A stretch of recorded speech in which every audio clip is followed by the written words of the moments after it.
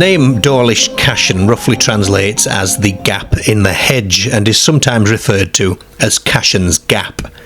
It's situated on the Isle of Man, well known today for its TT races, but with a rich history in which everyone from the Vikings to the Victorians have left their mark. First impressions might fool you into believing there isn't much to see on this 33-mile by 13-mile island in the middle of the Irish Sea, but it is steeped in culture drawn from its 10,000-year-plus history. Dawlish Cashen is situated about 15 minutes drive from west coast town Peel.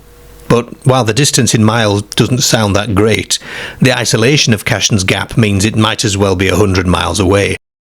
The farmhouse lay at the top of a mountain near Glen May and was one of the loneliest spots in Britain. The Irving family, who resided at the farmhouse, was comprised of Mr. and Mrs. Irving, their daughter Vorry, which is the Manx version of the name Mary, and their dog Mona. At the time that these strange events began, Vorry was 12 years old, a point that will become salient as we continue with this tale.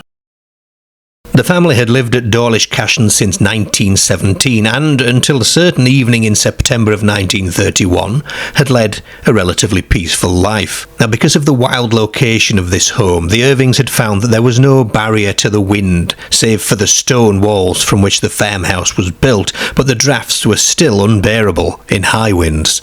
So Mr. Irving had taken it upon himself to build an insulating wall of matchboard inside the property to try and keep out the chill.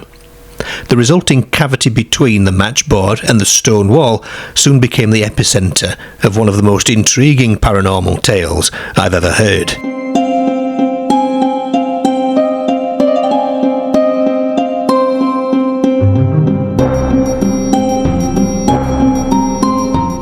They thought it was rats. Mr. Irving began to hear scraping noises, tapping and scratching in the cavity behind the matchboard. Gradually the sounds grew louder and louder, and after several days Mr. Irving began hearing growling and barking noises, followed by vibrations that were so strong that they would cause the pictures on the walls to swing wildly. Nothing was seen at this stage. No source of the sounds was obvious, and the space between the matchboard and the stone wall was an ideal hiding place for whatever it might be.